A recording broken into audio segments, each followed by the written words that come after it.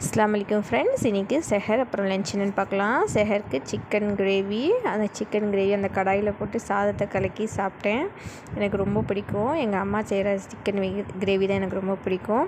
ஆனால் இந்த கடாயில் கலந்து சாப்பிட்றது எனக்கும் எங்கள் அத்தை பொண்ணு ஷுமிக்கு தான் ரொம்ப ரொம்ப ரொம்ப பிடிக்கும்.